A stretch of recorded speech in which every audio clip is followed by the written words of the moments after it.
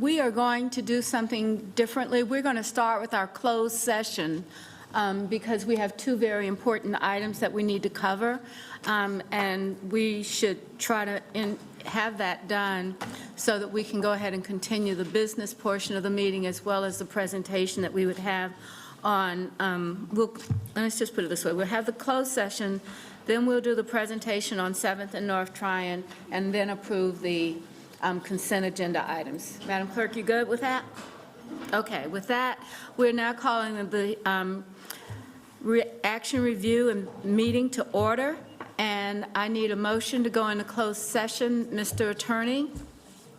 Madam Mayor, members of council, good afternoon. I'd like to go into closed session pursuant to NCGS 143-318-11A3 to consult with the city attorney regarding litigation in the matters of English Construction Company versus City of Charlotte and Daedalus et al. Versus City of Charlotte.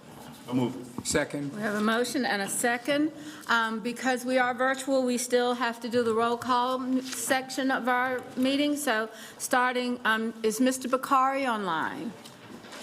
All right. Mr. Driggs? Yes. Mr. Eggleston? Yes. Mr. Graham? Yes. Ms. Johnson? Yes. Mr. Newton? Yes. Ms. Watlington? Yes. Mayor Pro Tem? Yes. Ms. Ajmira? Mr. Phipps? Yes. Mr. Winston? Yes. All right, so now we're prepared to go into closed session.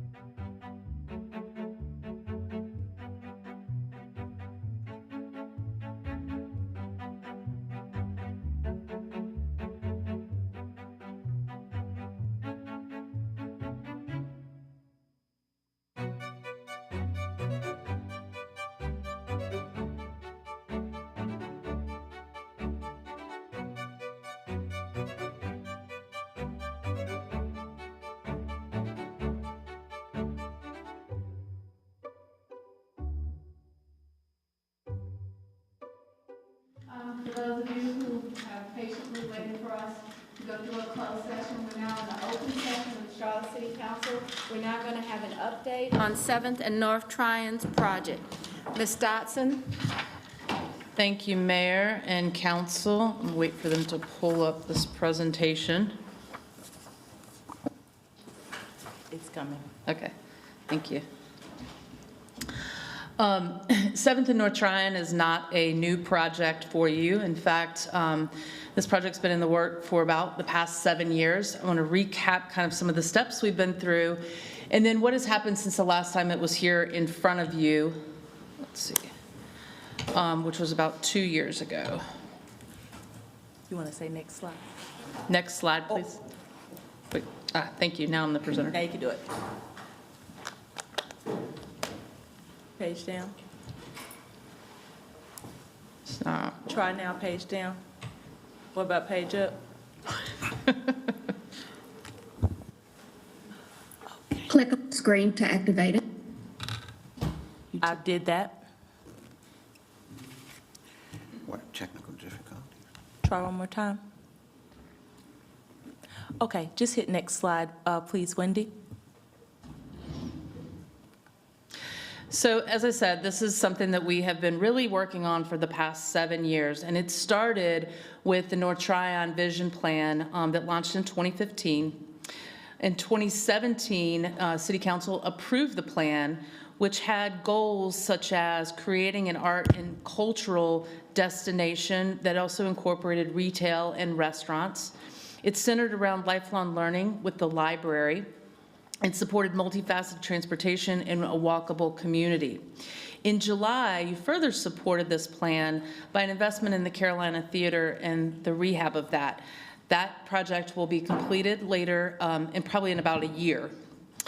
In 2018, we released with the other stakeholders for North Tryon an RFP, and this was for the redevelopment of a 1.5 to 2 block area that's bound by Tryon, 6th, 7th, and College Streets. And the idea was to get a mixture of uses, hotel, office, and retail in here, and to accomplish public space as well as parking that would support the surrounding cultural facilities. In 2020, which is the last time I was in front of you on this project, we had selected a developer and you authorized us to work on an MOU, and that's where we're here back today. The MOU incorporated these mixtures of uses that we asked for, incorporated the parking. It also had land sales proceeds plus $3 million from the developer for affordable housing, an MWSB goal of 30%, as well as coordination with the adjacent project of the library, Spirit Square, and McGlowan Theater. Next slide, please. As I mentioned, this is a 3-acre site that's an acre or block and a half and contains the mixture of uses that connects throughout the area beyond the site. It has now shared below-grade services, so that is one significant change that we've had in the project along the way. Originally in 2020, we had underground parking, and we have switched that now with below-grade shared services between the 7th and North Tryon project as well as the library and adjacent theaters. We have ground floor retail that connects the open space, and there's more than half an acre of open space and public plaza.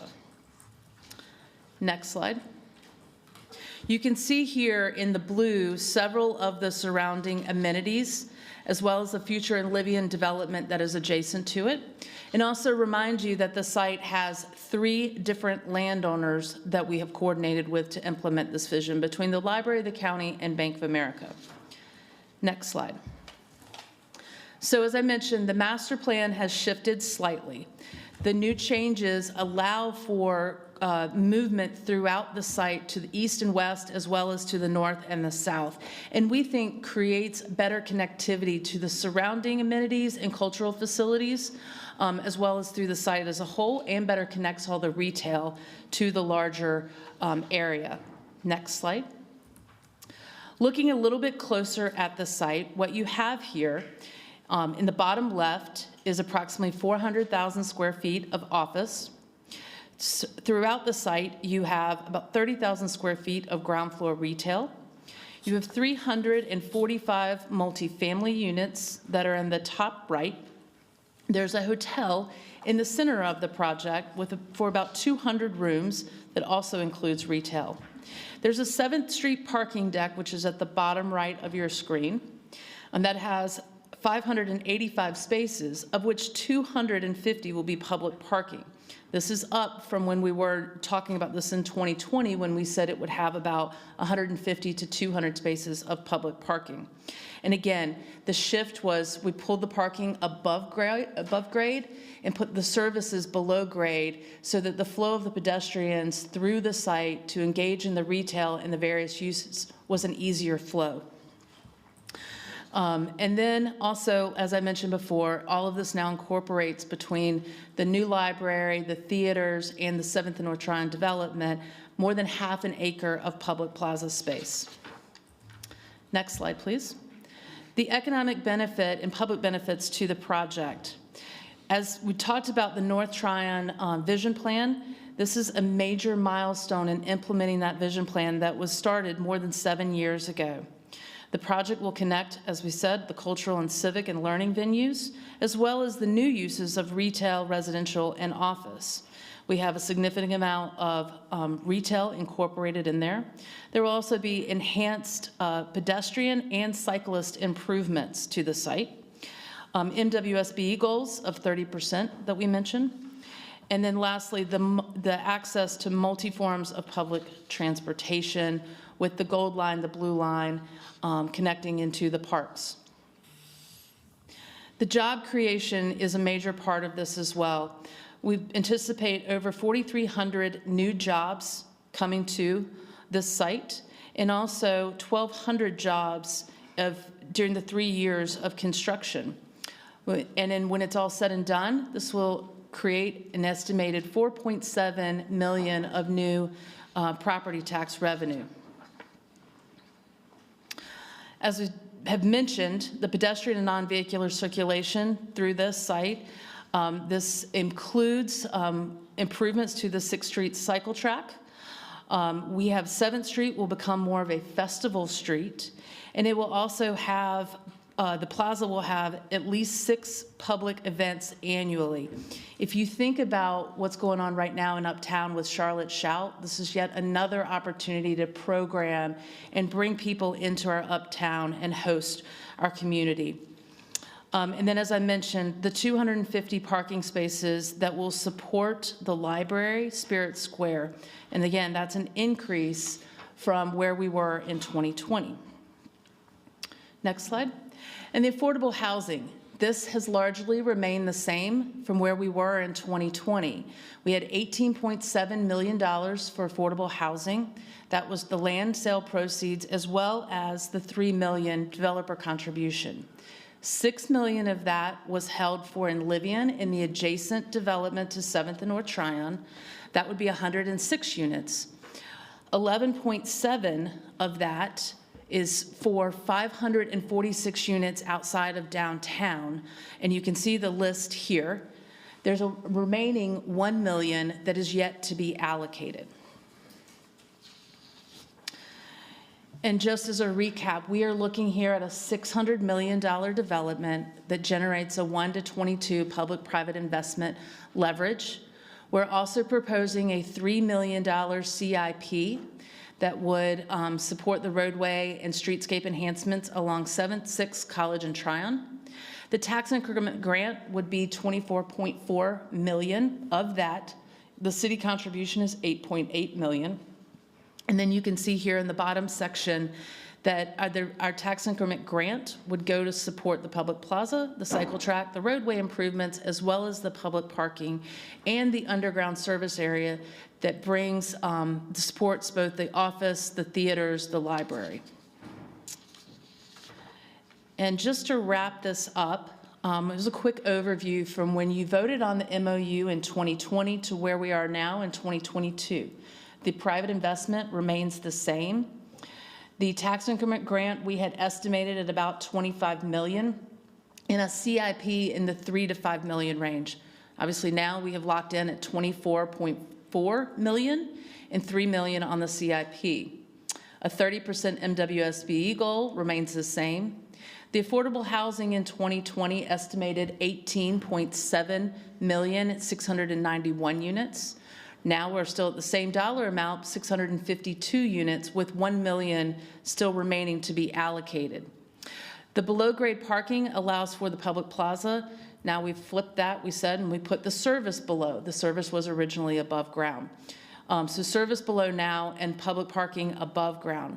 The parking spaces have changed from the 1,489 spaces to 810.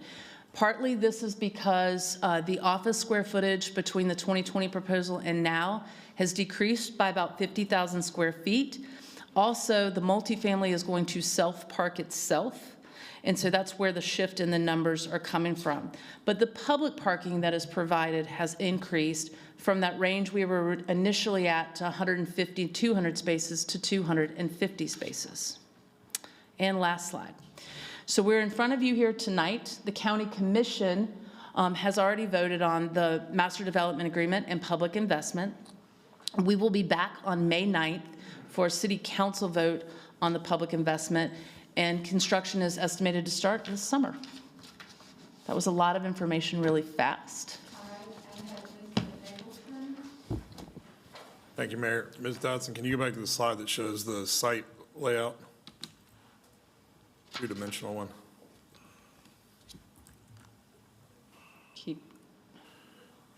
If somebody else is driving, I'll tell you when you get to it. I think you're looking for slide 7. Stop. Yeah, that one. Thank you. North of 7th Street, the pink retail, which I think you were also synonymously referring to as service. What, you said it's below grade? So the service actually is below grade basically between 6th Street to 7th Street. The parking now has moved to the 7th Street parking deck that you see up there on the far right. I guess what I'm trying to get to is the retail.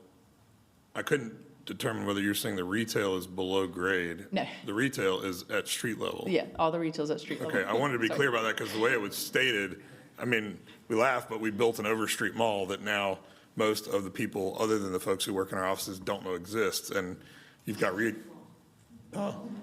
understreet mall. I'm not going for the underground. I think the Charlotte Ledger did an April Fool's story the other day about They the new did. South End was going to be underground. It's going to be called like Unso or I think something. it's low-so or low-so. Lower so. No cell was. But I do want to make sure that I understood that correctly, because when you said something about below grade, sometimes we have historically tucked things like our retail into our buildings in a way that only serves the people in those buildings and not the broader community. And then when you have a situation like COVID, if you walk the Overstreet Mall today, it's tumbleweeds. So I just want to make sure I was not. And that is important. That goes to part of the switch. When the parking was underneath, I think part of what we figured out was that you would have people parking and going straight to their use, right? So they'd go straight to the office. They wouldn't necessarily be up on street level and interacting with that retail unless they went down from their office or the multifamily with a purpose. And so the idea here is that you're coming out of that 7th Street deck and you're really flowing through the middle of the project, being able to see and experience that retail and that plaza environment. Perfect. I couldn't fathom that was what was happening, but I wanted to make sure that we were very clear about that. Ms. Esmira? Ms. Dodson, could you go back to that slide where you have 2020 and 2022 comparison? Wendy, that's slide 13. Thank you. Okay, I just need this slide for a minute if someone else wants to go first. All right, I had Mayor Pro Tem followed by Mr. Winston. Thank you. I'll start with this slide because I was going to ask. Presumably, 691 to 652 is just cost of materials and inflation and the cost of building today versus 2 years ago. Well, we actually feel like we can still get, when that 1 million that's not allocated right now gets allocated, we can get much closer to that 691 number. Okay. It's just really to date what has been identified with the projects and solidified around the projects. So the slide before, 2 slides before, we talked about the affordable housing. When we were here in 2020, we had an idea on some of these projects, but now we've really been able to go through and lock in on the projects that are on the list. So there's 1 million left, and we hope to be able to get as close to the 691 number, if not hopefully exceed the 691 number. Okay, along those lines, what happened to the Enlivian portion of this project? So if you remember when we originally started with the RFP, it wasn't in, then it came in, and then part of what we figured out through the process and selecting the developer was that it was really difficult to integrate the affordable housing on site. And we've seen this in multiple times when you're talking about urban environments, especially when you're incorporating a lot of structured parking into the project. From the tax credits, it's very difficult to achieve something that we can do. So that's when we shifted off-site. But at the same time, Enlivian had decided that they wanted to be able to move forward on their property strictly with an affordable housing project. So we kind of separated out. They're running with their own project, which was the 106 units that was on the previous slide. In their spot there at Hall House? Okay. And then lastly, just to, I guess, recap, this, we had very little to do with this overall project, right? We had a little piece of an alleyway, I believe. Yes, ma'am. We've always been a stakeholder as we look at North Tryon, right? And what can we do? Yeah. When it came to this project, we were a stakeholder at the table and have tried to be a partner with the other stakeholders, from the bank to the county to the library in there. But we have abandoned the small alleyways that we had that were mixed into the project, like we would do with other projects in alleyways. So, I mean, because a lot of that, if you go back to the map, the bird's eye view that showed it was Bank of America property and the theater, and this is, to a great extent, the county's property, most of this, is that correct?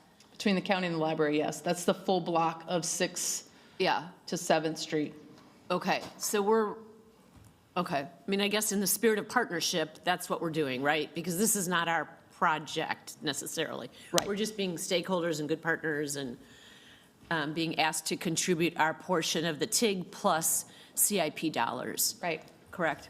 Right. And we get into this quite a lot between, is it a city project, is it a county project, and tax increment grants or business investment grants. When it comes to economic development, a lot of times we need both the city and the county to support the projects. Yeah. It varies from time to time on who's running what project, who's running point on it. But similar, this is more of a county-led project in this case. Whereas in the past, or looking forward to future projects, we have ones that are perhaps city-led that we need the county to be a partner with us on. And that's, I guess, what I just wanted to point out was that we have to do these things together very often, and it isn't always just one way. That in this case, we're not really the lead stakeholder in this, but we are stepping up with what we can do with a portion of the TIG and with CIP dollars. And I think it's important with that to acknowledge that we shouldn't be thinking in the way of what we do, like the county does parks and we do streets. This more of, are we investing in projects that lead to the greater good for the public? Correct. Yeah, no, I think that's very important without going down the path of a whole different conversation. But this is one of those projects where we all should be working together, but I just want to be clear, we haven't, we were asked to participate, and we are, and I support that. That was the right thing to do. Thank you. All right, Mr. Winston? I told Mr. Winston, and then we'll come back, okay? Mr. Winston? You keep this slide up, then we can go to slide 13 that Ms.Eshmir had pulled up. I spoke with the developer. I had a chance to speak with the developer about this project and to kind of understand why it was in 2020 and what it is now. And I'll tell you what I told them and what I understand from them. So right now, we see that this project is about a block and 1 1/4 square blocks. Initially, project was supposed to be 2 full square blocks, and that kind of pedestrian walkway was supposed to pretty much extend from through those 2 square blocks.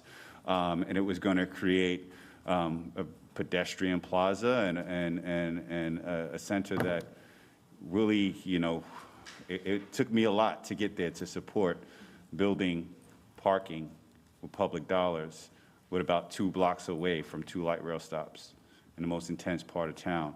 But when and this is just for the public, when that kind of 1/4 block or more than a 1/4 block of Enlivian property didn't work, everything changed. And all of a sudden, the design was put in a situation where you would have a loading dock above ground that would cut through the cycle track on 6th Street. And that's how they penciled it out, the economics of it. I'm happy that they have found a way to design this project so that pedestrian plaza continues all the way through, and that eyesore isn't of the loading dock doesn't happen on 6th Street, so that the cycle track doesn't get interrupted, and there's just entrances on College Street now. But in order to make that work, to make the project pencil out, they had to basically take the more expensive below-grade parking deck and build a less expensive above-ground parking deck. And, oh yeah, we're going to add more public parking to it. With there being a 7th Street station right there, that is never full or very rarely full. With right across the street, Levine Museum of the New South being sold to put market rate housing, which I imagine will also have on parking that will be both private and public. I am not going to be supportive of us spending that money on more parking above grade that doesn't activate the space. I know there's the argument that below grade parking only has people go to one destination. I don't believe that to be true. If you create an area, a district, a place where people are actually going to be encouraged to walk around. So I encourage us to figure out how to create a place like that. I'm not going to be supportive of spending our money on this above ground parking. And again, I talked to the developer about that last week. Thank you. Thank you.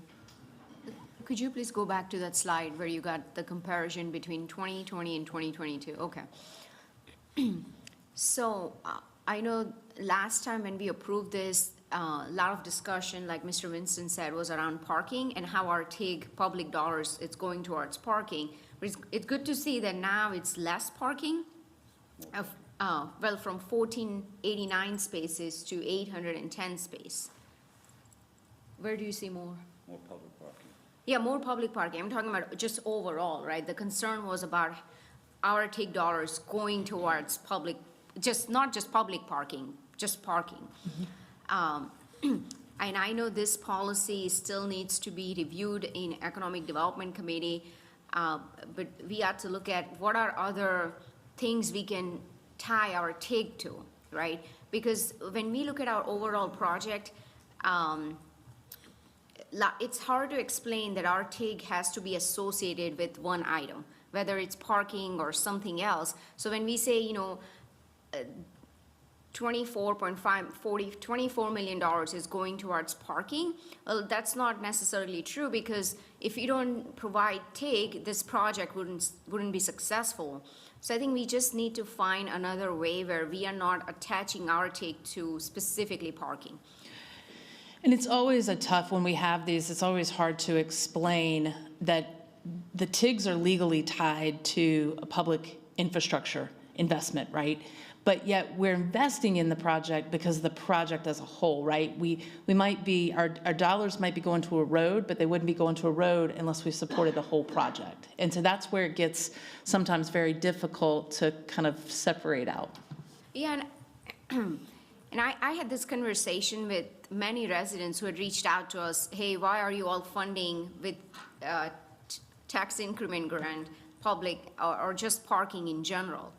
And so there needs to be a better way of saying, well, our money is really going towards the entire project's vitality. If we don't fund it, then it's not going to be successful. It's not just the parking. But are there other tools that we have to tie to anything else in the project?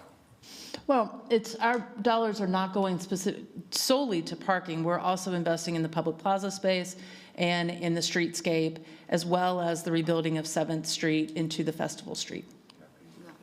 All right. Yeah, that's all I have. All right, Mr. Driggs? Thank you, Mayor. I think we should appreciate, we approved a deal like this, and that's kind of a done deal. So we're now looking at the changes from then and whether the public interest is served still or whether we lose ground or something like that.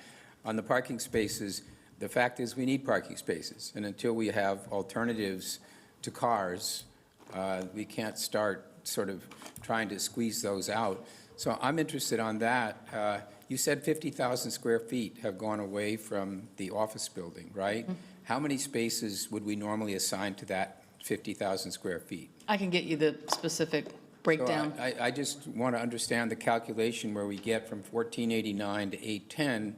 A piece of that is the parking spaces in the residential building. Is that right?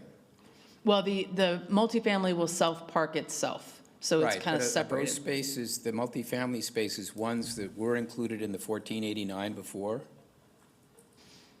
The multifamily, yes, I think that we were anticipating that it was all So I'd connected. just like to see a breakdown that starts with 1489, subtracts the spaces related to the 50,000 square feet, subtracts the spaces that are now in the multifamily, so we get an apples with apples comparison on what parking capacity we're talking about. But what is the TIG actually paying for right now? It was the parking before. What is it? Is it paying for the above-ground deck or what? So it's going towards the public parking, it's going towards the plaza, and it's going towards the streetscape, as well as the rebuild of some of the cycle track. So we have kind of expanded the scope of that TIG beyond just parking, which I think is what it was before, to also help pay for those other things. Mm-hmm. So it does reflect a change in the terms of our deal with the other parties. I think the public interest is still there, but I want us to be very clear about how it compares with what we had before. Thank you. All right. Those are all the speakers I have for this item. Thank you, Ms. Dotson. We're going to go to our consent agenda now, and if you will bear with me, we have the following items have been deferred by staff. Item 26, McAlpine Creek Wastewater Treatment Plant Reliability. Item 39, Charlotte Water Property Transactions for the Charlotte Airport Area Water Line Build-Up. I'm sorry. Item 39 has been settled, and item 52 and item 53 for the Monroe Road Streetscape has been deferred.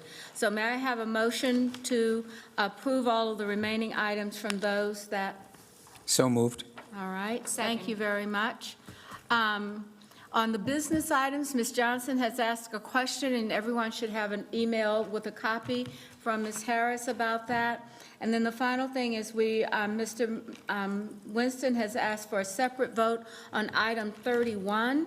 Item 31 is approve a contract with Mecklenburg Emergency Medical Service Agency for the provision of emergency medical services at the airport for a term of 3 years, authorizing the manager to administer the contract as listed in our agenda. Mr. Winston, you would ask for a separate vote on that. So any questions or comments? So hearing no questions or comment, I'm sorry. I know, we did for the consent agenda. We have to come back and do that as well. So I was going to go through and make sure that you had talked about it first so that you would know it was a separate item. Okay. Yeah. Okay? All right, do you have any comments for it or questions? You want me to comment on 31 now, or when we vote on it? Well, no, we're going to do it up here right now. It's a part of the consent agenda. Oh, isn't it? We have a motion and a second, that's all I was saying. We Okay, have a sorry. separate We'll vote. go ahead and do that. I'm sorry if I'm being confusing. So we will have a motion and a second on our consent agenda item, and so with the exceptions of those that were called either by the staff and Mr. Winston. So may I have, Mr. Bakari is not available. Mr. Driggs? Yes. Mr. Eggleston? Yes. Mr. Graham? Yes. Ms. Johnson? Yes. Mr. Newton? Yes. Ms. Watlington? Yes. Mayor Pro Tem? Yes. Ms. Ajmira? Yes. Mr. Phipps? Yes. Mr. Winston? Yes. All right, so we'll now go to item number 31 for emergency medical services at the airport, as I read out. So Mr. Winston asked for a separate vote on this. I want to recognize Mr. Winston. You want a motion to? Do we want to make a motion to approve the item 31? We have a motion. Do we have a second? We have a motion and a second. Mr. Winston? Yes, well, I'm not going to vote to approve this, and I hope nobody joins me. I'm just putting this on, Mr. Manager. I don't think this is something, this is a matter of public safety. I don't think this is necessarily something that we should just do by consent agenda item. I think there's a bigger kind of conversation we can and should have around how emergency services work together and best practices of. I think of two things that come to my mind during this term. One, the police-involved shooting that we saw. We've done we do a lot of work with our police and fire to find better ways to have an effective emergency service response, whether it be our 6-minute response time for fire or our policy, internal policies of applying first aid for our police officers. But we have a big hole in that, and we saw that on that tape when it took, what was it, like 6 to 9 minutes for a medic to respond. We don't really have an effective way of dealing with those policies. I also go back to the airport workers, and they had questions and concerns about responses in the terminal. We were able to do some look inside under our own cover and understand how we respond to via police and fire. I don't know how to factually answer some of the questions as it relates to medic. And you know, when we're dealing with seconds and minutes, those are dealing with saving people's lives. So I think we need to have a different conversation about how we interact and interface with medic to provide emergency services, whether it be in the airport or all over our city. And that's why I'm pulling it out. I think it should be a different conversation than just on the consent agenda item. All right, thank you very much. Any other comments? If not, we'll go through a roll call vote. Mr. Driggs? Yes. Mr. Eggleston? Yes. Mr. Graham? Ms. Johnson? Yes. Mr. Newton? Yes. Ms. Watlington? Yes. Mayor Pro Tem? Yes. Ms. Ajmira? Yes. Mr. Phipps? Yes. Mr. Winston? No. All right. Thank you very much. We have people waiting for our public forum. We have, I think, 7 or so speakers. If we could move promptly down to the chamber, and then we'll proceed with our regular agenda for the business meeting.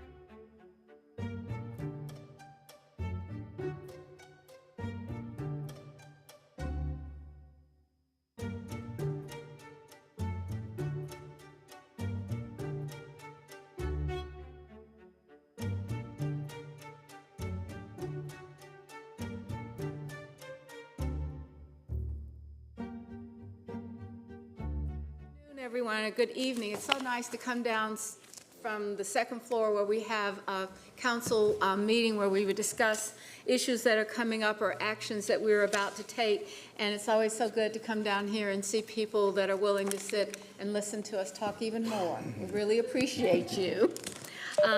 Tonight's meeting is being held in accordance with the laws governing remote meetings. It's also that we will have some council members participating remotely, and all of the legal requirements have been met. I'd like to begin with introductions by the Charlotte City Council and those that join us at the dais for the beginning of the April 11th City Council of Charlotte business meeting. And we'll start with our city clerk. Stephanie Kelly, city clerk. Braxton Winston at large. Greg Phipps at large. Marcus Jones, city manager. I'm Vi Lyles, and I serve as mayor. Clark and Eggleston, District 1. Malcolm Graham, District 2. Ed Driggs, District 7. Good evening. And if you are joining us remotely, I'd like to ask those council members to introduce themselves.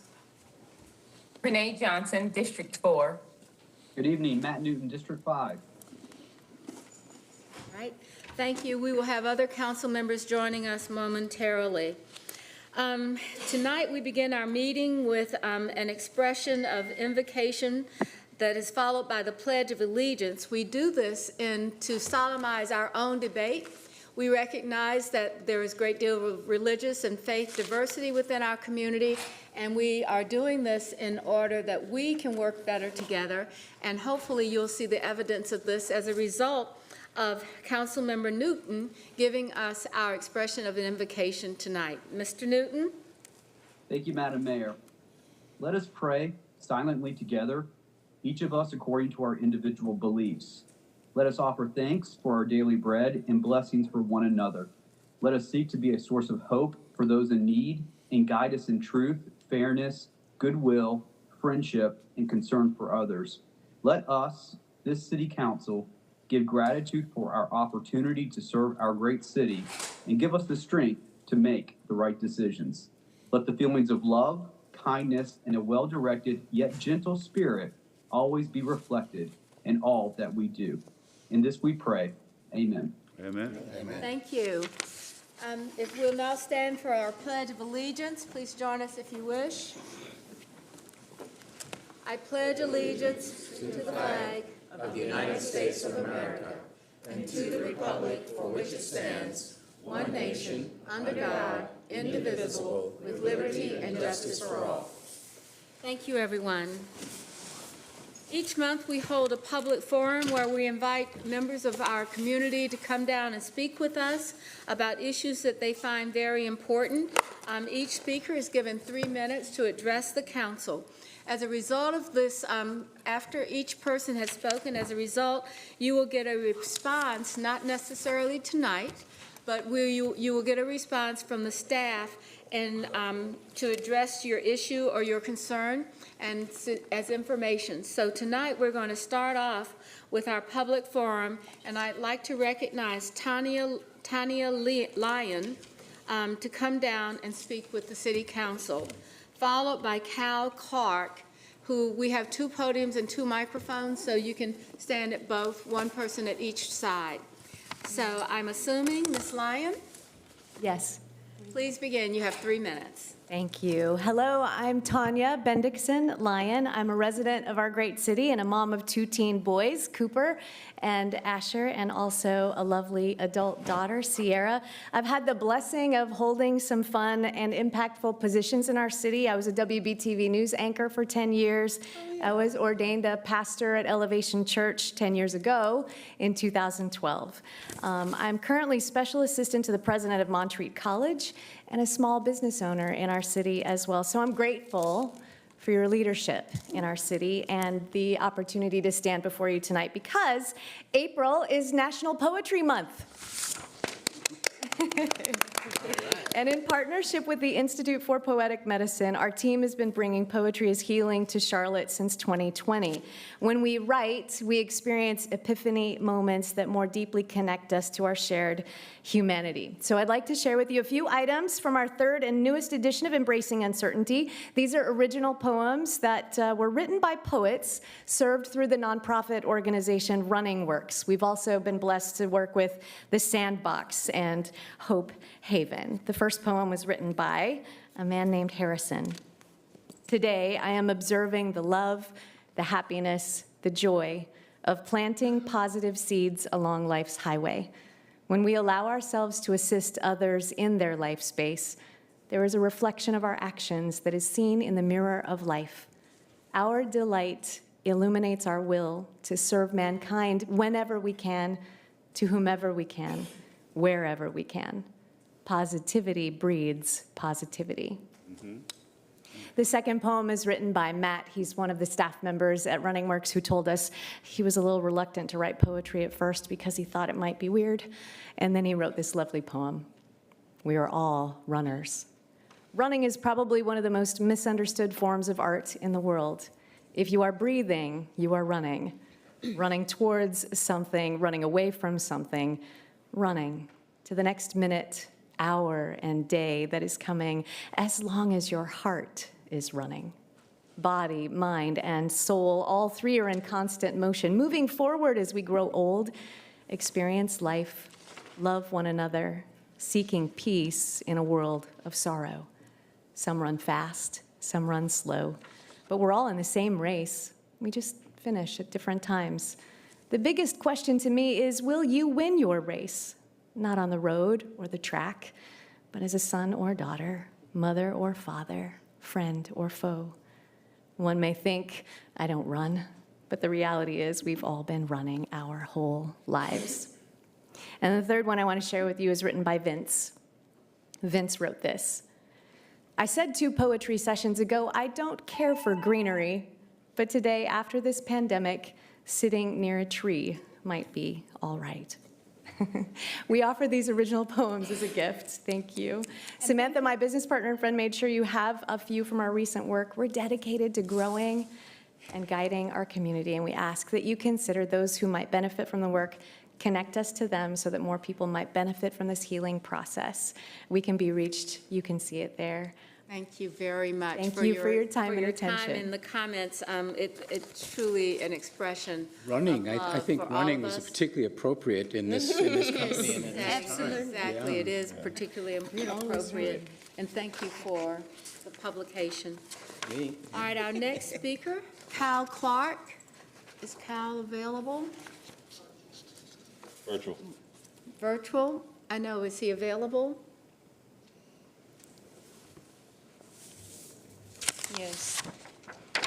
Hi, are you able to hear me? Yes, we can hear you. Please, you have 3 minutes. All right, that's a tough act to follow, but my name is Kyle Clark. I'm a resident of Villa Heights. I've been living here for around 5 years. Shortly after moving into my home, the home next door was sold. It was sold to a builder and left in some pretty questionable condition. We had squatters and trees falling into our property and the whole thing. So that's a little bit of background. Eventually the construction began on the lot, and that happened in 2020. There were some practices which seemed kind of questionable. Namely, there was a shared driveway for 2 properties. This driveway cuts about 15 feet in front of my home and approximately 20 feet off of the road. The driveway was positioned in a way that prevents some on-street parking, and actually my driveway winds up being blocked. When I brought it to the attention of the builder, he would say things like, we have permission to do this, and we have the ability to basically build the driveway clear across your house. Be thankful that we're not. So I started looking into the builder and the situation. Turns out, some guidelines weren't followed. planning seemed sparse, if at all. But while I was digging around, I found that the city actually granted them the adjoining property. So another piece, we'll call it 2 doors down from me. Shortly after that, the property was subdivided into 3. And if you're following the game of 3-card Monte, right, we've gone from 2 lots, one of which the city owns, to 3 lots, which now the builder owns. He built 2 homes, each of which sold for around $900,000. The covenant in the grant that the city gave them was that they had 3 years, starting in 2019, to build an affordable unit. We're sitting here in April, and that unit isn't much more than a foundation. So those 2 3,200 square foot homes were sold for $900,000, and 2 2-car garages were completed during the pandemic. And the city affordable units has not. So I've been speaking to some of the city staff about some of the driveway and code issues that we've seen along the way. And on one of the Mr. calls Clark? with the Mr. Clark, thank you. Your time is up. Mr. Clark, thank you very much for your concern and the problem. So I understand that Sean Heath is working with you and will take the lead from the staff. So please look forward to an email or a call from Mr. Heath, and we'll begin to work on that and try to straighten out as much as we possibly can. Thank you very much. Our next speaker is Camelia Pearson. Ms. Pearson? Oh, come on down this way. You know, I think you're going to have to click those heels and go somewhere pink, you know. Oh, I don't think I'm just okay. I hope you are doing well tonight. My name is Camelia Pearson. I'm a local skater at the DIY Skate Park Eastland. I do not necessarily look like your typical skater. I'm extremely girly, as you can see, and I have long nails. But that's what makes a skate community. That's what makes it a good skate community. It's diverse. It's a judgment-free zone where people come together as a community to do what they love. I work 3 jobs, and I'm a full-time student at UNC Charlotte. Skateboarding is something that saved my life. If it wasn't for skateboarding, I would not be in school. My major is based around helping athletes, especially skaters. With all this pressure to succeed, sometimes life can get stressful.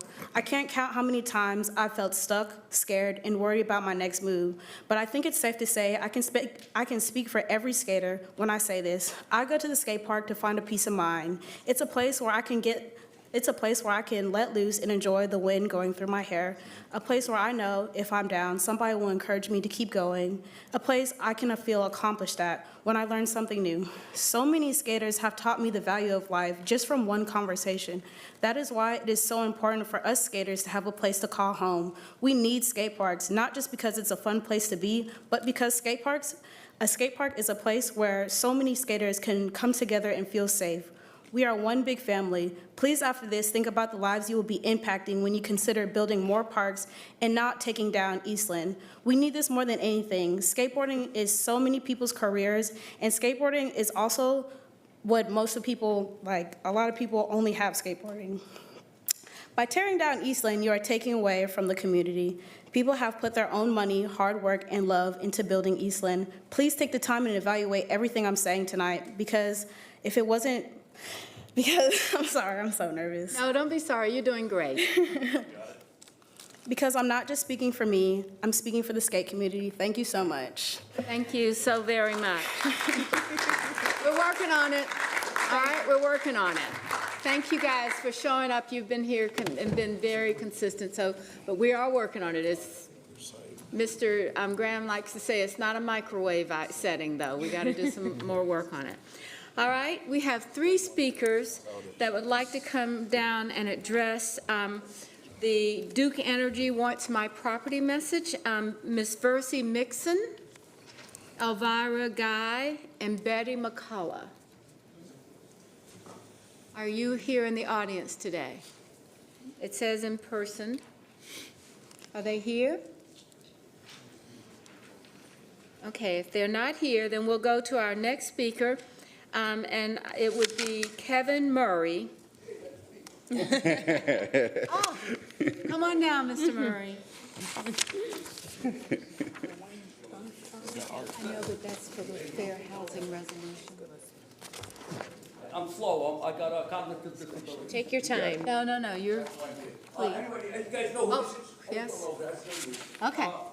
Yeah, this is Jimmy McMillan. And Jimmy McMillan is, he's gonna be a new born-again gentleman. And the reason I say that is because I'm a homeless advocate. If you don't know the story of Jimmy McMillan, you're gonna real quick, okay? Jesus got me out of bed to come here. This was not my idea. In the 80s, when the gubernatorial race was on for New York City, Jimmy was a council member. And the left and the right couldn't get it together to back this guy with a party. So Jimmy decided that he's going to start his own party. And he named his party the Rent is Too Damn High Party. I was in communications with Jimmy at that time because I was the sole owner of a masterpiece of literature that I recently recorded in Nashville that I will be sending you guys tomorrow. And I'll be sending it to you to listen to it, and I will legally sign documentation to give you free authority to ever use that song for any fundraising this city ever does to feed children. Okay? Now, some of you I see on TV, you know, sometimes I get caught. Like if I don't change the channel quick enough, and then you guys pop on, oh, here they are again. Rules are terrible, and I got to get quick with this. I'm a Marine, United States Marine, and a born-again Christian, and a broke one of both. No, I can't buy coffee in Noda because I did not have a credit card. I will not allow that. We're going to talk about that. I only got 2 minutes. Go back to the mic so I'm we sorry. can I'll talk straight up you, here. okay? I'm ready to buy pizza. But yeah, there's an incident that really got me here. It wasn't Jimmy. That was a late gift. What the gift was why I couldn't buy coffee in Noda because I didn't have my credit card. I left my wallet home. I was more shunned than an abandoned child. To think that my money was no good no more? Where are we going? You got bloodline that died for this country, and I got bloodline that died for this country. And we got people who love each other. I heard Elevation Church before. I gave Stephen and Holly 25% of the song that I'm going to email to you, and if you want to play it, that's up to you. I'm sorry for the emotion, but without that means there was no prayer. There you go. Thanks for your time. Thank you very much, Mr. Murray. Thank you. Our next speaker is Jamie Joseph Galinas. That's Ami, I'm sorry. Maybe. Ami, sorry, I apologize for, but Joseph Galinas. Ami Joseph Galinas. Does it matter which podium I use? Yes, of course. Hi, I've never been to a meeting in my life. I feel like it's some sort of NA meeting and everybody's supposed to air out everything. But I'm going to make this the best possible I can. I wrote it down really quickly because I was one of the last person. My name is Ami Jalinas, and I'm the executive director of Change It Hurt and Traumatize. And there are some individuals out there that I'm sure you guys have never seen or talked to, and they're critically homeless people. They're people that are not able to even mention that they need help. I don't know if you've seen them. They wear all rags, and you know they walk out, they come out every now and then from the shadows, and you barely see them. And they have a hodgepodge of mental disorders. And what I want to do is I want to be able to give them housing, give them job interviews, give them all the things that every citizen of this great Queen City deserves. And they can't even think for themselves. And I would love to be their advocate, and I need your guys' help to be able to start that project, which is definitely housing. I mean, they don't even want to go over to Urban Ministries or any of these places that there is housing because they can't think for themselves. And I would like to be their thinker And I would really appreciate if somebody on the council gives me a call back and lets me know maybe if you guys could vote on helping me, live their dreams. It has nothing to do with my dream. I believe that they deserve to have a dream.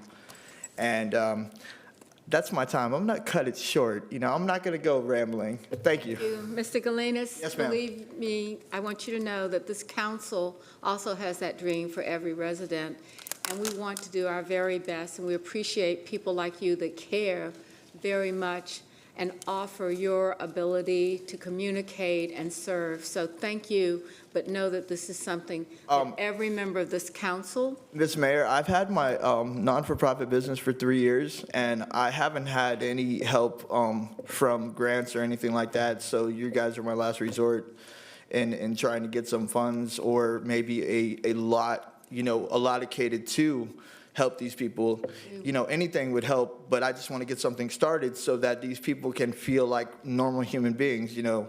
They don't even look like normal human beings. They talk to me. I'm there with them every day, and I'm speaking with them, and they trust me. So I figured that, you guys can find somebody who's a president of a non-for-profit that you can put your trust in. Thank you. Trust is a wonderful thing.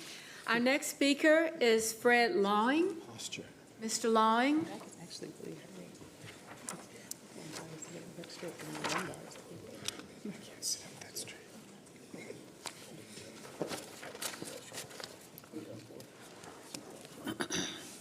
I didn't get the gentleman's name that just left, but my dream is sort of like his. I have the City of Refuge. They call me because I own a hotel. And I also have crisis. And sometimes I can't deal with them because it is a crisis. And then I have cities of refuge. All these groups are looking to house people.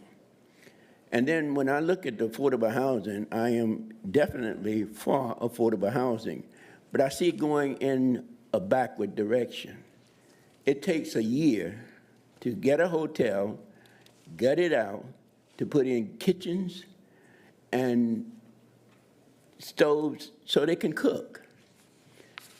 The reason I see this as being a backward way, everybody keeps filling up the hotels and wherever they can find people to put. Why don't they just use, if they buy a hotel, use it as a hotel? Why not just use it as a pilot? These people can move on, and if they want to get an apartment later, then you know how to deal with them and where they're going from that. A lot of these young people and a lot of the old ones don't want to cook. They don't want a kitchen. Some of them don't even want to learn how to cook. And so we're tearing down all of this to put in these appliances they don't even have the money to buy. So it's so many areas that we just keep losing when we have it at our disposal to use, but use it in a different way. And so I have people keep wanting to buy my hotel. Everybody wants to tear it up to put in all of these appliances, and then everybody got to have an extra room. That's their problem. Some of these homeless people, they have Harry. Harry comes to visit, he won't leave. And so they lose what they have gained trying to get rid of the baggage that they bring. So again, I'd like to thank the City Council, and I'd like to thank all of the ones that are putting in affordable housing. I'm not against that. But why tear down a high-rise, people staying in a tent, when you can put people in housing? Thank you. Thank you, Mr. Lawing. Thank you very much. We do try to work on alternative ways of providing housing, and so we'll get back to you about, especially I think in the past year, we've bought some hotels, but we can look and work with you to see what's available and what we might be able to do. So we'll get back to you. Thank you very much, Mr. Lawing, for your compassion. And so I want to recognize we have another person in our list, and his name is his name is Thomas Chester Kelly. Mr. Kelly, would you please stand? And I guess you didn't drive drive down here tonight, so would Sean Kelly, Officer Kelly, would you please stand? I want you to know that Thomas Chester Kelly is working on his communication merit badge, and that's why he is here watching us tonight as we have this dialogue and meeting. And so we appreciate the work that you're going to do and explaining how wonderfully conversant we were and how collaborative we were and very informative, and especially say the mayor did a good job. Thomas, we were always proud to see young men like you in our audience doing the right thing, and I want you to know your dad has one of the best jobs in the world, and he does it for many of us, and especially for you. So thank you very much for being here today. So the Kelly family, I present.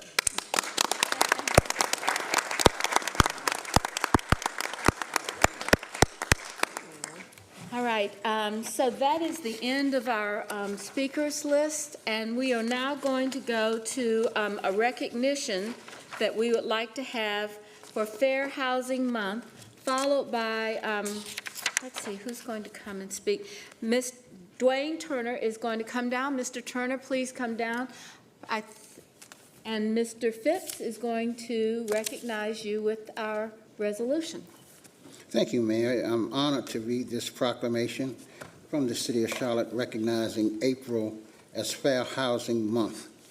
And the proclamation reads as follows. Whereas the Fair Housing Act, enacted on April 11, 1968, enshrined into federal law the goal of eliminating racial segregation and ending housing discrimination in the United States, and whereas the Charlotte and Mecklenburg County Fair Housing Ordinances of 1980 and 1982 respectively, and the Federal Fair Housing Act of 1968 prohibit discrimination in housing because of race, color, religion, sex, national origin, familial status, and disability, and whereas the City of Charlotte is committed to the mission and intent of Congress to provide fair and equal housing opportunities for all, and whereas our social fabric, the economy, health, and environment are strengthened in diverse, inclusive communities, and whereas more than 50 years after the passage of the Fair Housing Act, discrimination persists and many communities remain segregated,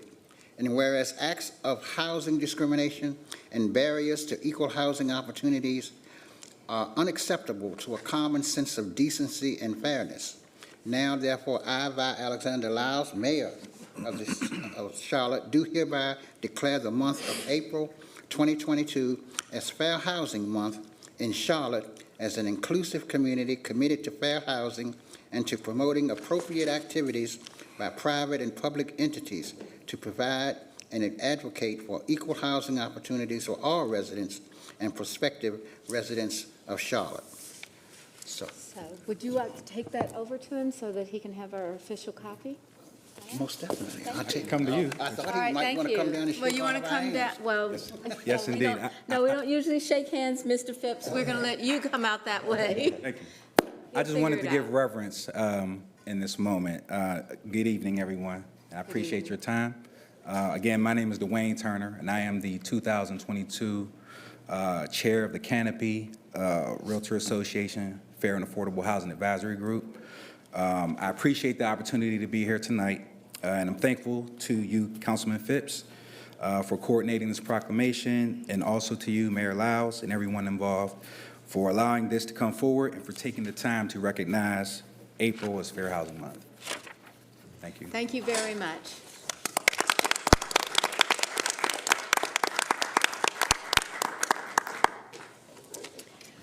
So with that, we are going to begin the portion of our meetings where we have public hearings.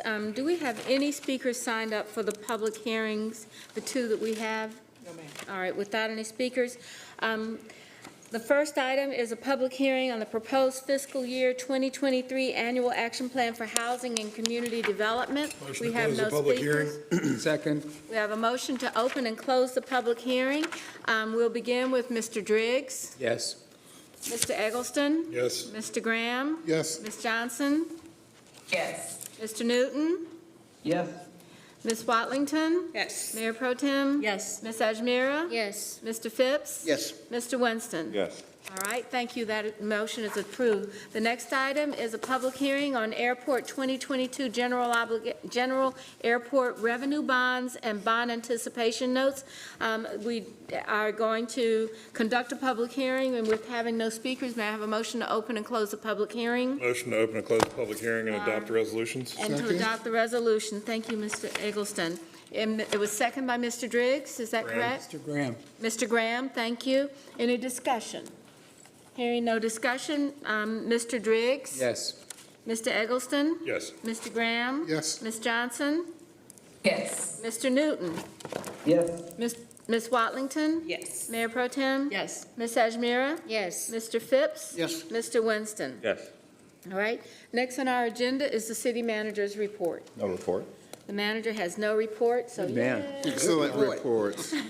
Thank you.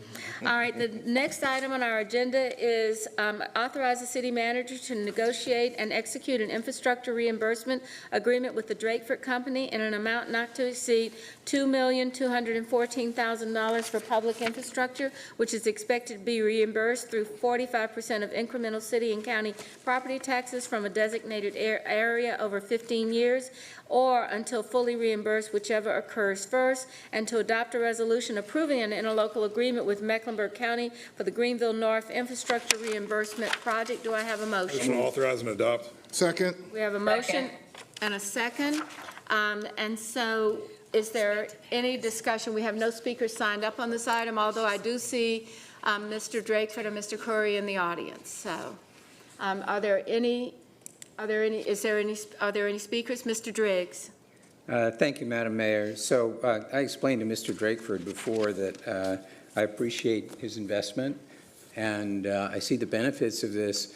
I'm a little concerned that we don't really have an established use of a TIG for this purpose, and I'm not sure what kind of a precedent it establishes. So for that reason, I won't support it, but I don't mean to discourage your investment in the community. Thank you. All right, thank you, Mr. Driggs. Is there any other comment on the motion? If not, I will begin with Mr. Driggs. No. Mr. Eggleston. Yes. Mr. Graham. Yes. Ms. Johnson. Yes. Mr. Newton. Yes. Ms. Watlington. Yes. Mayor Pro Tem. Yes. Ms. Ajmira. Yes. Mr. Phipps. Yes. Mr. Winston. Yes. Thank you very much. Congratulations on the approval. The next item on our agenda is the South Park Municipal Service District. Adopt an ordinance approving the creation of the South Park Municipal Service District. Do I have a motion? So moved. Second. We have a motion and a second. Any discussion? Mayor Pro Tem. Thank you, Madam Mayor. I was asked by the chair of the South Park Association of Neighborhoods to clarify some of the points that were discussed in our last meeting for the hearing. And she pointed out that the majority of emails that were opposing the district were either from South Park residents who are actually not included in the district but read the story in the paper and were confused, or are from the Piedmont Row residents. She said that there were 4 condos that were included in the district, condo projects, excuse me, and single-family homes. They did not hear back from one of them, Phillips Place. Piedmont Row, second one, asked for the entire complex to be excluded, and council did approve that. Tryon is in the process of being sold, and the owner of the new development is in support. And then the Morrison neighborhood voted twice to stay in the district. So she wanted to make sure that those points were made. Secondly, there is, she wants council to understand that there was an opt-out provision that was added to the MSD ordinance in 2016, so that would be any MSD ordinance, which allows residents with economic hardship or other unusual situations to be removed. It was not intended for those that were simply opposed for philosophical reasons. In their request, the petitioner had to identify why they felt they would not benefit from being in the district. According to one of the neighborhood associations, neither one of the 2 petitioners has financial hardships nor any compelling story for why they want out. And so the South Park Association of Neighborhoods is strongly in favor of the MSD, as it will remove a huge burden off of their volunteers to keep projects moving in South Park, especially without a staff person to oversee this. Nothing would happen. So that is cited on behalf of the South Park Area Association of Neighborhoods. Thank you. Ms. Ajmira? Thank you, Madam Mayor.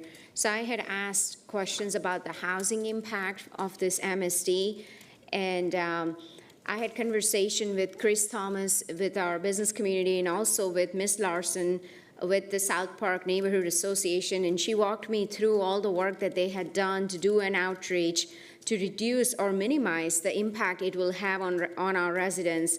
So I feel comfortable with the work that they have done to do an outreach, and I will be supporting this. All right, thank you very much. Mr. Driggs? Madam Mayor, in Mr. Bakari's absence, I just wanted to note this is a huge amount of work that goes into getting this done, and appreciate you, Chris, and everybody else that participated. I think this will be a benefit, and I intend to support it. Thank you. All right, any other comments or thank yous?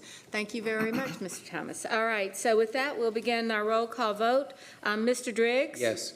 Mr. Eggleston? Yes. Mr. Graham? Yes. Ms. Johnson? Yes. Mr. Newton? Yes. Ms. Watlington? Yes. Mayor Pro Tem? Yes. Ms. Ajmira? Yes. Mr. Phipps? Yes. Mr. Winston? Yes. All right, thank you very much. Congratulations to the newest baby district, I guess. Or youngest district, I should say, probably. All right, the next item is item 13. This is for the Affordable Housing Development Support Request. We are asking to approve for $12,400,000 from the Housing Trust Fund allocations for the following multifamily rental affordable housing developments contingent upon their receiving a low-income housing tax credit award from the North Carolina Housing Finance Agency where applicable. Evoke Living at Eastland, $2.4 million. Forest Park Apartments, $2.5 million. Marvin Road Apartments, $2.2 million. Mallet Creek Seniors, $2.9 million. North Lake Center Apartments, $500,000. Parkside at Long Creek, $1.4 million. East Drive Townhomes, $230,000, and that is home ownership. So do I have a motion to Motion to approve. approve this item? We have a motion and a second. Is there any discussion? Yes. Ms. Ajmira? Thank you, Madam Mayor. I just want to highlight that this is going to create 602 affordable housing units, and 23% of them are going to be at 30% AMI or below. And I know it's just a drop in the ocean, but this is continued our commitment to affordable housing. So I just want to highlight the work that staff has done, the committee has done to continue to address affordable housing crisis in our city. Thank you.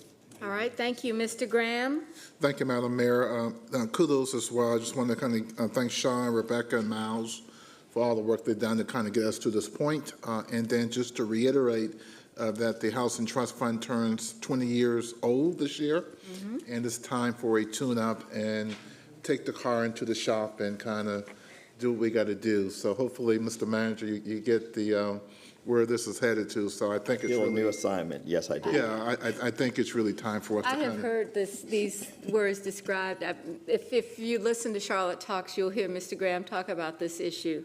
So, Mr. Graham, I think you've got a great bully pulpit right now. Yeah, well, that's why I'm taking advantage of it, right?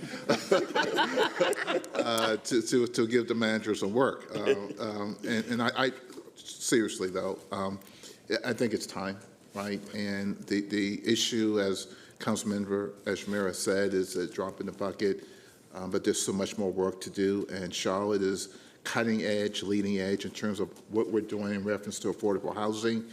I think we can step it up, and after 20 years, it's time for us to reevaluate the Housing Trust Fund. I know Councilmember Winston, during the COVID-19 task force, has mentioned some of the same things, and I think the timing is right.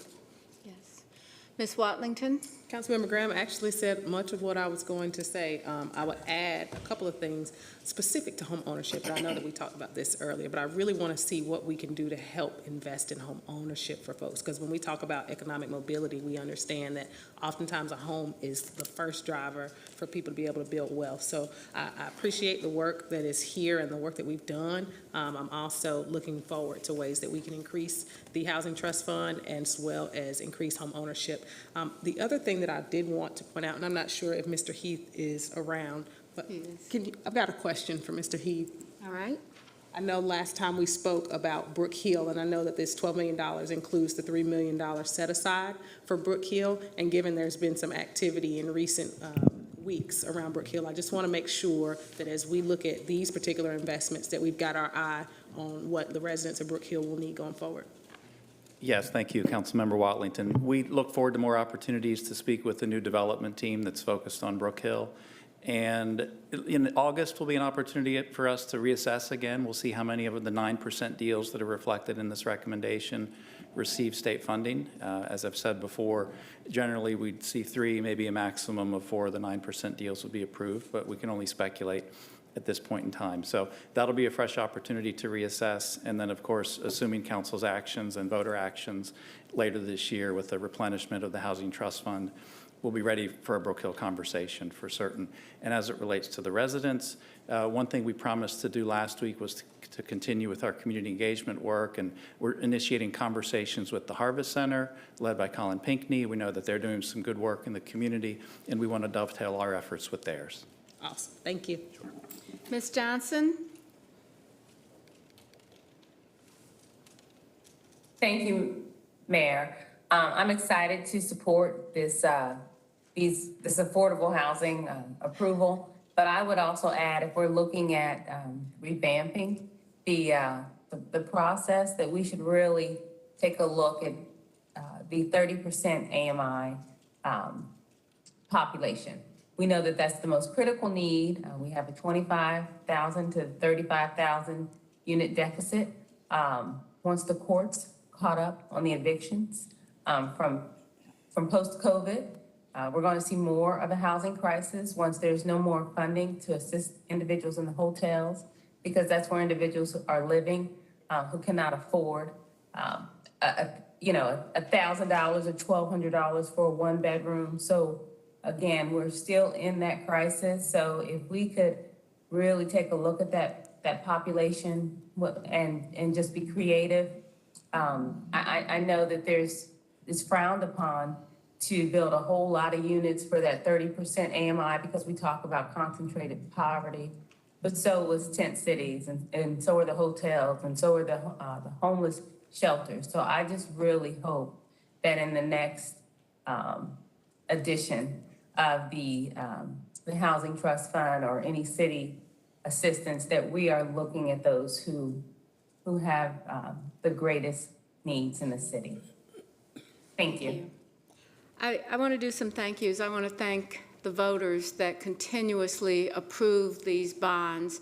And I want to especially thank those that when we moved from $25 million to $50 million to overwhelmingly support this, because there are places where this is not something that's done. And I want to say to the City Council, all of you know this has been a passion of mine. It's one of the very first pledges that I made in terms of not even when I was sitting around this dais in this seat, but was to say that we have to have places for people to live and places for people to work.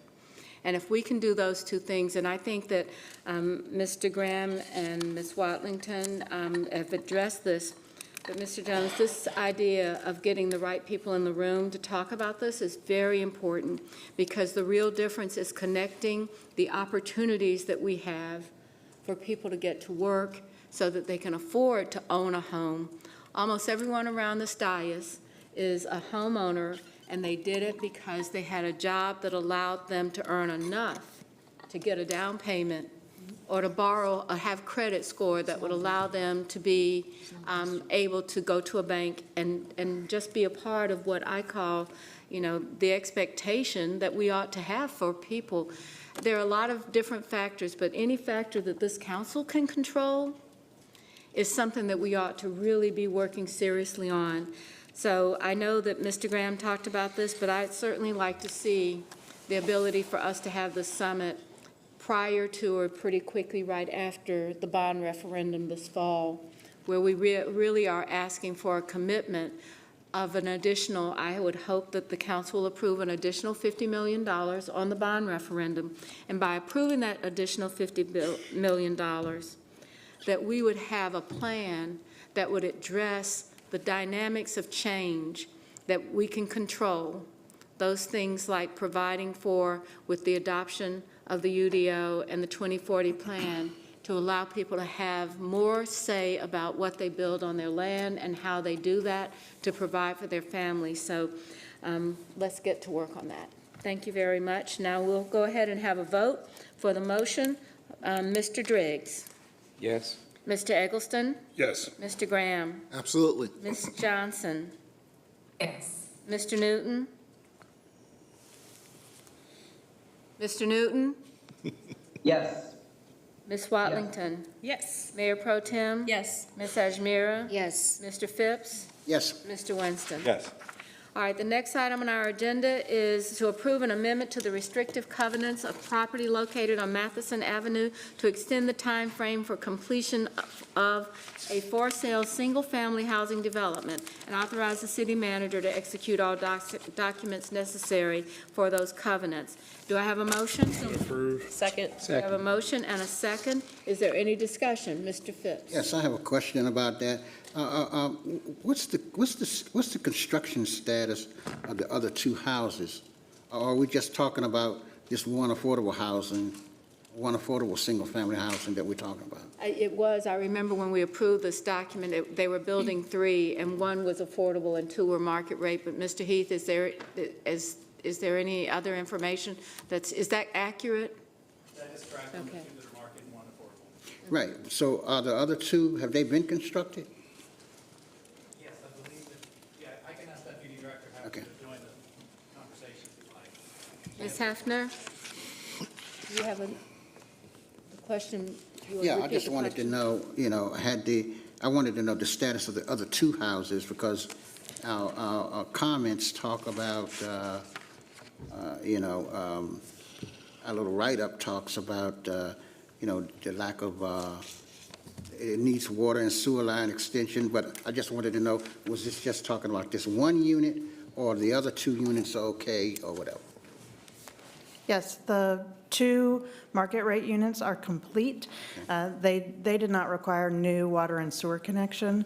So the 3rd lot, which is an affordable for-sale unit, the construction has started. There is a foundation there, and they're currently waiting for the water and sewer connection.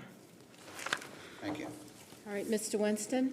I guess this was the property that the public forum speaker was speaking of. And I do remember when we passed this. I believe they built the market rate units before to help with the financing of the affordable unit. However, I think there's a policy issue here. If there are supply chain issues, but 2 properties, market rate properties, were already purchased, it would seem that some purchasing was delayed because it didn't come with, we did not get that order. So I wonder, obviously, this is making housing overall more expensive because time is money, and this house is not, being lived in. But why wouldn't you order or have those materials ahead of time when those market rate units were being bought? I would think that those materials would now be more expensive, So obviously, it's not something we can deal with right now. It's in the weeds policy. But I think it begs the issue that we look into that. Do you get what I'm saying? I follow you. Yes. Yeah. All right. All right, so no further discussion. I will go ahead and begin. Mr. Driggs? Yes. Mr. Eggleston? Yes. Mr. Graham? Yes. Ms. Johnson? Ms. Johnson? Yes. Mr. Newton? Yes. Ms. Watlington? Yes. Mayor Pro Tem? Yes. Ms. Ajmira? Yes. Mr. Phipps? Yes. Mr. Winston? Yes. Item 15 is to approve $9.5 million in Home American Rescue Plan Act funds for contracts providing for various services supporting the mitigation of COVID-19 impacts in the Charlotte community as follows. United Way of Central Carolinas, $4.8 million. Social Serve, $1.3 million. The Salvation Army, $1.1 million. Roof Above, $1 million. Hope House Foundation, $440,000. The Relatives, $323,000. Dream Key Partners, $297,000. And authorize the manager to negotiate and execute necessary contracts and agreements to support this request. Motion to approve and authorize. All right, we have a motion and a second. Is there any discussion? Mayor Pro Tem? Oh, I'm sorry. I'm sorry. Do I have a motion to excuse the mayor? Motion to recuse Mayor Pro Tem. Excuse the Mayor Pro Tem to be recused on this vote. So moved. All right, so we'll have to do a roll call vote, Mr. Attorney. Because it's not a financial. Roll call vote to excuse Mayor Pro Tem because of a conflict. You'll All need right. to vote to recuse her, yes. All right, Mr. Driggs, this is on the motion to excuse Mayor Pro Tem. That's this. Mayor, I'm sorry. May I also be excused from this vote? I don't, can you tell us why? I can, just because of possible conflict of interest. Can you tell us what it is, or would you like to text the city attorney so he can assess it? Yes, I will. Yes, thank you. All right, if you'll text the city attorney. I'm not going to ask for the record. Save Joe the time, you just tell us. I know, Joe, don't worry about it. That is true, it is a public record if you text the attorney, right? Why don't you just forward it to you?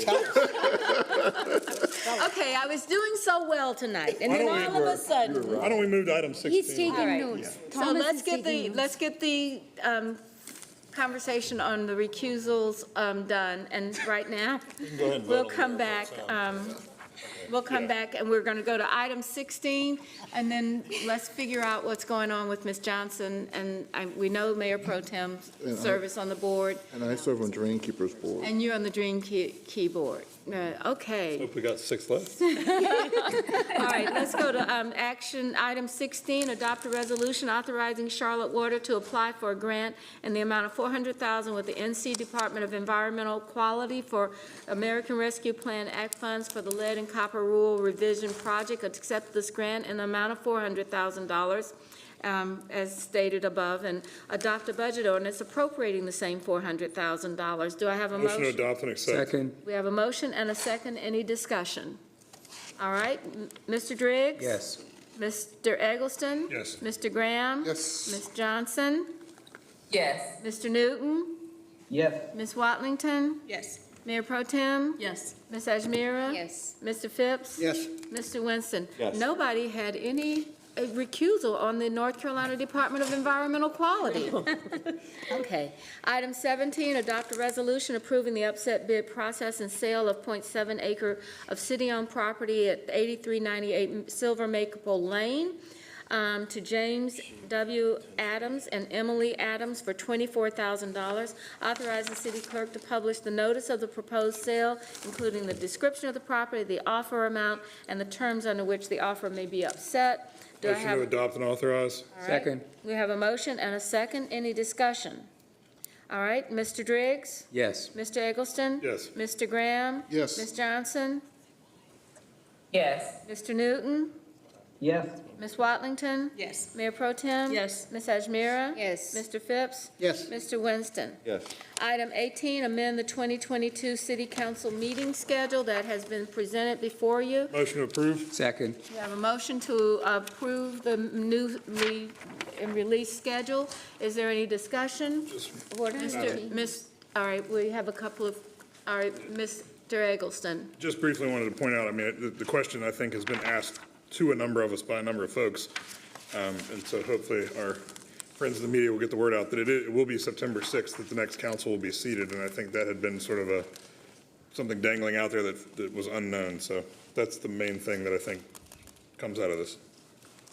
All right, so that's clarified. And Mr. Graham, did you have a comment? It was just along the same lines, but I just did the numbers in my mind between July 26th and September 6th. I thought that was a long time, but maybe it's not. It's maybe 1 week longer. It's normally a month between November election and December Right. swearing in. Okay. I'm trying to get you home, Greg. You think it's a long All right, time. Okay. All right, so with that, we'll begin the roll call vote on this item. Mr. Driggs? Yes. Mr. Eggleston? Yes. Mr. Graham? Yes. Ms. Johnson? Ms. Johnson? Yes. Mr. Newton? Yes. Ms. Watlington? Yes. Mayor Pro Tem? Yes. Ms. Ajmira? Yes. Mr. Phipps? Yes. Mr. Winston? Yes. All right. Now we'll go to the appointments process. The council will make appointments to boards and commissions. The council members voted by ballot and sent those to the clerk's office. And now any nominee receiving 6 or more votes is appointed. And then we'll go from there. There are two committee appointments. The first one is Business Advisory Committee, the second being the Charlotte Tree Commission. Madam Clerk, do we have results? Yes, ma'am. For the Business Advisory Committee, Dante Anderson and Victor Perez both received 6 votes. So they are appointed to the Business Advisory Committee. And for the Charlotte Tree Advisory Committee, Elliot Voorhees received 6 votes and is therefore appointed. All right. So that concludes the section of this. So I'm waiting for the city attorney to come back and give us some guidance on the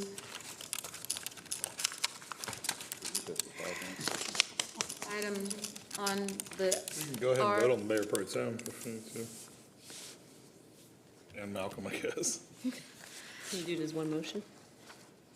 We have to be excluded from all of them? I'd really like to have the city attorney, I didn't realize city he was- attorney I to guess he come left in to talk so to that. Johnson.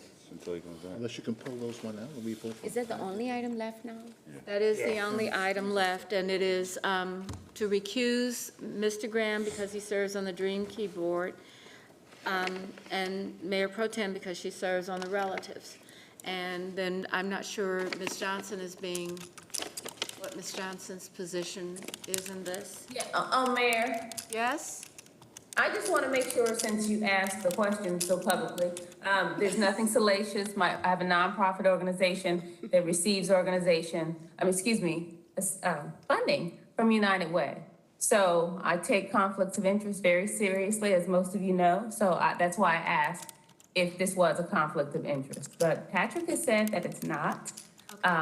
But I still, if our attorney says it's not, then it still feels like it is.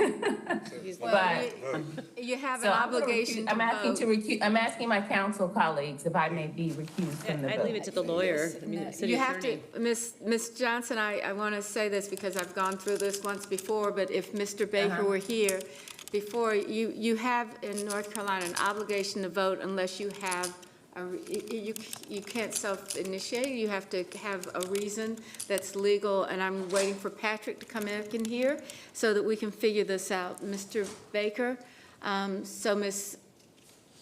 Johnson would like to be excused, even though that you've advised that she doesn't have a conflict. And we were just on the phone talking Okay. about this issue. All right. So that's where, from my perspective, she does not have to recuse herself, but I'm not sure if she's still on the line or not, but that's. She's right here. Oh, she's on the She's here. line. So no recusal for Ms. Johnson, Mr. Baker? That's correct, but there is not a conflict, and I want to be clear about that, and I understand Ms. Johnson's perspective and the concerns that she has, and those are well taken, but she's okay on this. All right, thank you very much. So we have, Legally either, because there's no financial interest. So what we're talking about here is the perception Correct. issue. So it's automatic under state law if you have a financial interest, right? It's at the discretion of council if a council member is concerned about a possible perception of a conflict that is not financial. So in that case, I think the 2 board members would qualify to be excused by us. Ms. Johnson, I think that connection that you're talking about, in my personal opinion, is too remote for you to have any risk of being accused of a conflict of interest. Okay. I would just say, though, to your point, if it's at the discretion of council, I would rather vote on that, and rather than just telling her she yeah. cannot do No, it. no, we're going to vote. I'm just expressing an Well, opinion. No, I don't disagree with anything you said, but I didn't hear that we were going to vote on Ms. Johnson. What I heard was no recusal, and what I'm saying is I want that to go to vote as well. Right.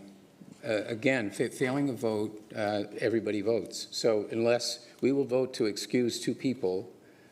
By not taking any action in Ms. Johnson's case, she is presumed to be included in the vote. I understand. What I'm saying is I want to vote on Ms. Johnson too. You could make a motion, I guess. You know, you guys, y'all are down there being the lawyers and the questions. I'm sitting gonna next ask to the him, it rubs attorney. off. All I want to do is, Mr. Baker, and this is what. And I would Ms. say this, Johnson? Mayor, well, let me just say, you all, I've said before, I have a different, I think, perception or perception, if you will, of conflict of interest. So even if and it may not be illegal, but if there's an appearance of impropriety, then I would like to be recused if I can. And I could have just done the easy thing and walked away from the camera, but I'm trying to do the right thing here. So I'm just asking for that. But if I'm required to vote, I will also. I didn't want to make this a huge thing. Okay. So we're gonna ask the city attorney to clarify Ms. Watlington's question. Mr. Baker. How I have traditionally advised you all is in a situation where you're concerned about an appearance of impropriety, but it doesn't have the legal conflict of interest that would require you to be recused from voting, what I have often said is that you can put that on the record so that folks know that, you know, whatever issue or appearance is out there, and then I would say, thank you for that, but that's not a legal conflict of interest, so that issue is taken care of, and you've at least got an opinion from the city attorney that what you've done is not illegal, and we've reviewed it. I'm sorry, it just sort of caught me off guard on this particular one, but that's my recommendation when you don't have an actual conflict of interest that requires you to be recused, is to just state it on the record and then vote on the matter. But if that's the case, then there's no need to vote, because either it's a legal conflict and you cannot vote on it, or we decide based on the perception. That's typically how it would work, is that everyone would vote. Once you've done that disclosure publicly, and then I've said that it's not a legal conflict of interest, then you go ahead and move forward. Correct. That's how I've usually handled all these. Right, so let's just do that. There's 3, it sounds like. No, it's not 3, the way I understand it. And maybe I'm going to go try this. Let's just say that I'm uncomfortable with the vote. Mm-hmm. And I say I have an interest because I, know Julie. And so then we would be voting and avoiding really voting on the issues that you're required to vote on. So it's kind of like, and what I've always used is, and I don't know if Mr. Baker would use these words, but the obligation to vote so that you are always participating in the council discussion and deliberations unless you have a legal conflict of interest. Does that make sense? It makes perfect sense. I understand the law. What I'm saying is what he has said is that there is a provision that the council can decide if there's a perception. I'm not finished. Is I'm not that finished. correct? I'm not finished. There's a perception that council can decide if it's not illegal. Because please let me finish. No, I know, but I want them to over here. listen. Ed, I want to hear what Victoria's saying, and I'm looking, and it's just really hard to do that when you're talking and everybody else is talking too. Gotcha. So what I'm hearing is there's a case where there's a legal conflict of interest, no vote necessary, you cannot participate. There's a case where there's a perception, the council member asks, as Julie did, whether or not or asked to be recused, and we would vote. And then there's the case of there's no conflict of interest, no issue, you're obligated to vote. But what I'm hearing is that she has a perception, even though he says this doesn't meet the legal criteria, so it's not automatic, that puts us in the vote category. There is no category in which we just decide without a vote that you have to vote if she's brought up a perception. Mr. Baker? I'm trying to pull up your council rules of procedure right now. What we're talking about now is excuse, not recuse. Recuse is a legal issue. Excuse is something, and I'm trying to pull up your council rules on excusing. My recollection is it's a judgment call by council whether the council member is concerned about a possible justifies an exception to the requirement that you vote. And Correct. we'll So we get just to vote. it as soon as the attorney tells us what the answer is, we'll be okay. He's not going to have But an here's answer. the, and let me say, we know that this council has. Okay, that's fine too. I wonder why we have. It's up to us. I'm not disagreeing with the up to Right? us, We I'm have saying, very what is different the views on what's procedure, Mr. ethical. Driggs? Also have asked him about this. So, I mean, there's been some major issues that this council's been split on what's ethical and what is not. So I just think that this is, and if a board member who's not even receiving funding, but my organization does, I think it's more of a conflict for a recipient to vote. But I didn't want to, make this huge deal out of it. I just asked my colleagues, it's not even uncomfortable, Let's in take my a vote opinion, and it's move on. unethical. Let's just take a vote and move on. Yeah, that would be the best. I can tell you, I've had it, in my time on council, I had one that I thought was a conflict, and I was told it was not a conflict, and I was not allowed to excuse myself. Because we could start that all day long in zoning. To be clear, you can't excuse yourself. Correct. The question is, can council vote to excuse you? That's a procedural issue, not a legal issue, because there is a legal duty to vote absent the council allowing you to be excused from the vote. Right. And what you're doing is looking up what our procedures say about being excused, and I appreciate everyone's participation. I think that we can either defer this item. No. Let's just get on with it. It's just a simple vote. We can't just vote if he. Well, we can take, if, we just need to have the city attorney rule on it so that we're not confused. We have a motion? Step away. Well, he just. We have a This is motion. the last item. Right, but there's This is the last item of the night. Mr. Baker. No, he's looking it trying to up. find He's the trying rule. to find I it. just, these things we really need to bring up before council meetings, I think. Well, I discussed this with Patrick about the United Way a while ago. y'all, we're almost out of here. It's cool. It's cool. So I'll just read into the record. This is Rule Procedure 16, duty to vote. Every member must vote unless excused by the remaining members as authorized or required by law. So let's take a vote. Okay, good. All right, so do I have a motion to excuse Ms. Johnson? Are we doing all three or I'm going to everybody do separate? all, we're going to separate votes. We need to do separate votes. We'll start with Ms. Johnson. Do I have a motion? Well, I'm not sure if it excuse. Excuse. It said remaining members. Excuse. So we're using a motion to excuse Ms. Johnson, which is not the legal term, but just to, if you choose to. Second. All right? We have a motion and a second to excuse. All right, Mr. Driggs. No. Mr. Eggleston. No. Mr. Graham. Yes. Mr. Newton. Yes. Ms. Watlington. Yes. Mayor Pro Tem. No. Ms. Ajmira. yes. Mr. Phipps. No. Mr. Winston. No.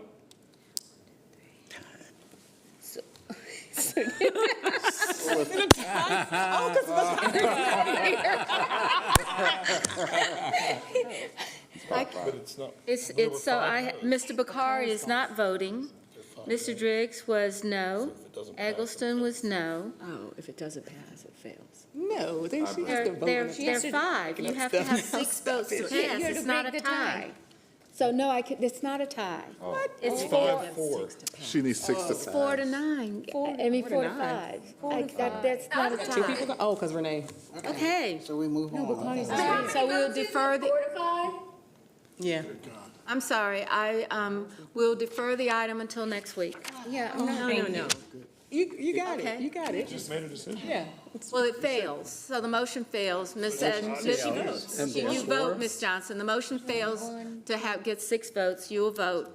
You will be I'm having not some technical excused. issues right All right, now. the next item is, do I have a motion on the mayor pro tem? So move. We have Second. a motion Signed on, off. She said she was having technical difficulties. Just leave it. okay, mayor pro tem. We have a motion on the mayor pro tem to be recused. Am I using the correct word, Mr.? Excuse. Because it's recused. All right, excused. All right, Mr. Driggs. Yes. All right. Mr. Eggleston. Yes. Mr. Graham? Yes. Ms. Johnson? She's off, so that's a yes vote. Because she's virtual, she's a no vote. Oh, she's She can't virtual, so vote. no. Mr. Newton? Yes. Ms. Watlington? Yes. Mayor Pro Tem, you can't vote. Mayor Sajmira? Yes. Mr. Phipps? Yes. Mr. Winston? I have, You're excused. I Miss- don't- I Mr. have- Winston? no, I have a comment. I'm sorry, I have a comment. Let me do the last vote, and then we can have a comment, okay? We've done 2, we have 3 to do. I didn't comment on either one of those votes. Okay. That's okay, it's still, the vote, the outcome is still the same.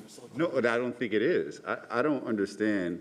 We really obviously need to deal with governance issues, because I don't understand how the last vote was not 5-5. Because Renee could not vote. It has to be Why the can she remaining not council. vote? It's the vote of the remaining members. Because I had this Okay, issue, I had guys. this issue a year ago when you guys voted without me to excuse me from a meeting, and I wasn't even included in that vote. I don't think there's anything from what you said that we have to vote on that vote until we are recused. So you recused her from a previous vote. So I and didn't. That shouldn't be valid. I only That read you should the not be first valid. sentence. The second sentence says, "A member who wishes to be excused from voting shall so inform the mayor, who shall take a vote of the remaining members." I'm assuming the remaining members means everyone other than the person who's asking to be excused. That's how I read that. It'd also fail either way if it doesn't get to 6 votes. That's so. right, it has to be Yeah. 6 votes. Well, it would be to 5-5, and then you would have the mayor have to break the tie. No, you Yes. have to have 6 votes to pass It's it. 6 votes to pass it, and if it were a 5-5 tie, that, I could break a tie, but it wasn't 5-5. Obviously, our rules are very not clear, so I just thank Okay, you. all right, the next item is a motion for Did Mr. this Graham. pass, Mayor? Did the second one pass? Yes, Ms. Isel, okay. excused, she's. But can I vote to recuse him or not? I guess You're that not- is, You're excused from the item that we're voting on, Right. which is the actual funding. Just stay right Stay here. here. Stay here. All right, now, Mr. Graham. Do I have a motion to excuse Mr. So Graham? moved. Second. All right, we have a motion and a second for Mr. Graham. All right, so Mr. Driggs. Yes. Mr. Eggleston. Yes. Mr. Graham can't vote, and Ms. Johnson can't vote. Mr. Newton? Yes. Why can't Johnson? She can vote, she just Well, not she's here. not on the video, she's, sorry. She left. Ms. Watlington? Yes. Mayor Pro Tem? Yes. Ms. Hajmira? yes. Mr. Phipps? Yes. Mr. Winston? Yes. All right. So the following 2 people have been asked to be excused from this vote. You can walk out of the room if you'd like to, but now we're on item 16. So who else needs to be excused? That's it, that's it. I thought you did. No, we're all good. Everybody's here and having a great time. And so we have a motion and a second on the approval of $9.5 million in Home American Rescue Plan Act funds for contracts providing various services as stated prior in the minutes and in our agenda. All right, on our roll call vote for this item, Mr. Driggs. Yes. Mr. Eggleston. Yes. Mr. Newton. Yes. Ms. Watlington. Yes. Ms. Ajmira. Yes. Mr. Phipps. Yes. Mr. Winston. Yes. All right, the motion passes. Motion to adjourn. We have a motion to adjourn. Second. Thank you, everybody, I'd like to for stay. getting us through this. Like it here. Y'all have a wonderful evening. Last time.